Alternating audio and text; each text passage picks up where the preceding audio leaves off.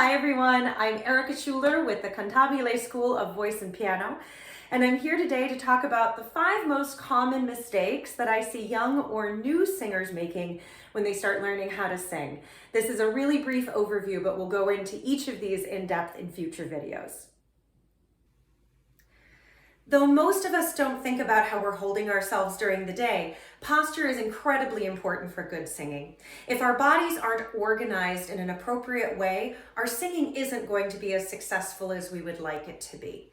So to start, place your feet parallel to each other and focus on letting your weight go equally through both legs. You should be balanced over the arch of your foot, so the front and back portions of your feet have equal weight loads to them. Then, to borrow a line from Adrienne Mishler from Yoga with Adrienne, think head over heart and heart over pelvis. As you might imagine, good breathing is essential for good singing. Singers are wind instruments, so if we're not managing our breath appropriately, our singing isn't going to be as comfortable or as successful as we would like. Now, there are a ton of things to say about good breathing for singing, but we'll dive more in depth in future videos. For today, I want to focus on the inhale process.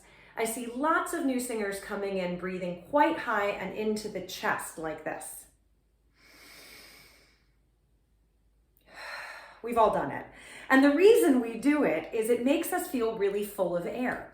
The truth is we are filling up a very small amount of our actual lung capacity.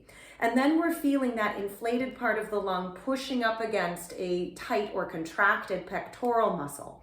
So you're not actually taking in as much air as you think you're taking in, and it's not going to be enough to sustain your singing for very long.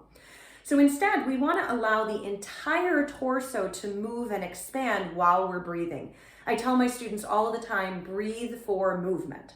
In order to practice this, you can put a hand on your stomach and a hand on your side right near your rib cage and breathe in, focusing on drawing the air into your hands instead of into your chest, like this.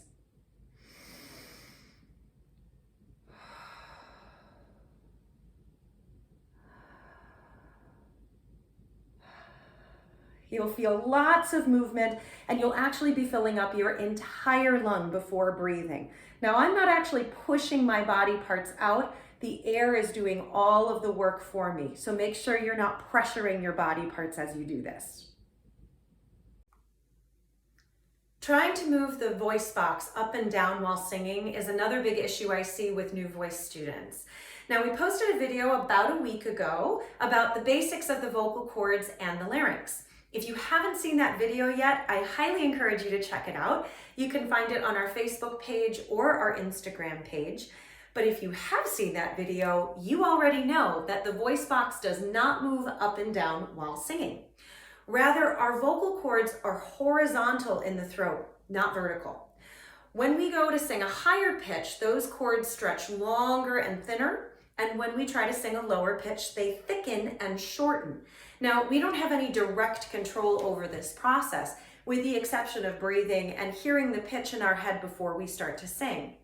So trying to move the throat around is really just getting in the way of a natural internal process.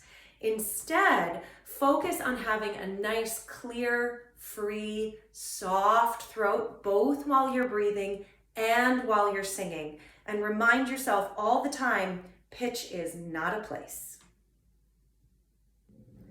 So much like breathing, this next subject can be discussed at length. So we'll dive into additional details in future videos.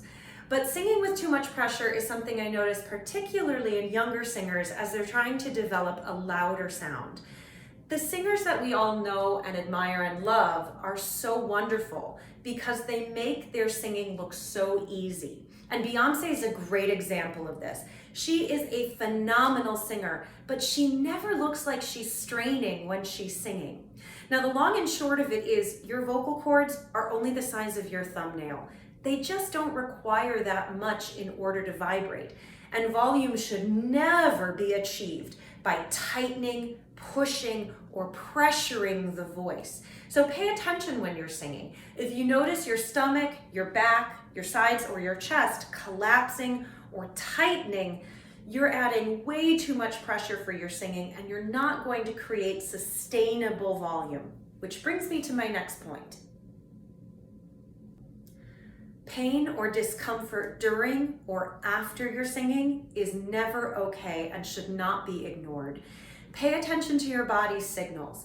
When you're singing, if you feel like you're straining in your throat, if your muscles are tight, if you go hoarse after you sing, these are your body's signals telling you that something's wrong and it's time to check in with a professional teacher. For more great videos, tips, tricks, and technical advice, follow us on Facebook or Instagram and visit us at www.cantabuleschool.com.